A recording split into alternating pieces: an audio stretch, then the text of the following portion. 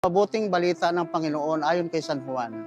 Noong panahong iyon, sinabi ni Jesus sa kanyang mga alagad, ngunit ang patnubay ang Espiritu ng katotohanan, ang paparito mula sa Ama. Susuguin ko siya sa inyo buhat sa Ama, at siya ang magpapatutuo tungkol sa akin. At magpapatutuo rin kayo tungkol sa akin, sapagkat sa pasimula ay kasama ko na kayo.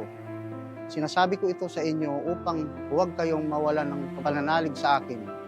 Palalayasin nila kayo sa mga sinagoga.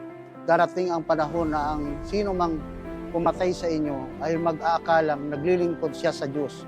At gagawin nila ito sapagkat hindi nila ako nakikilala ni ang Ama. Ito'y sinasabi ko sa inyo upang pagdating ng oras na gawin nila, maalala ninyong pinagpauna ko na ito sa inyo. Ang mabuting balita ng Panginoon. Sa akin po, sinasabi ng Panginoon na nabuhay siya at palagi niya tayong kasama.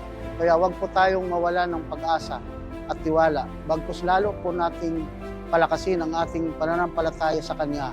At sa akin pong karanasan, labis-labis po ang aking paniniwala na buhay ang Panginoon at hindi niya tayo pababayaan. Basta't wag po tayong makalimot humingi sa Kanya.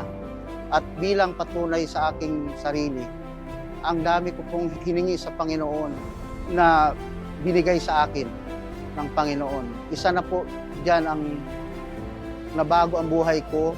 Kaya araw-araw po akong nagdadasal at nagpapasalamat sa Panginoon. Manalangin tayo. Panginoon, marami pong salamat sa mga biyayang iyong binibigay sa amin araw-araw. Sana po patuloy mo kaming bigyan ng biyaya at gabayan sa aming araw-araw na gawain. At ilayo mo po kami sa anumang kapahamakan at pagsubok. Amen.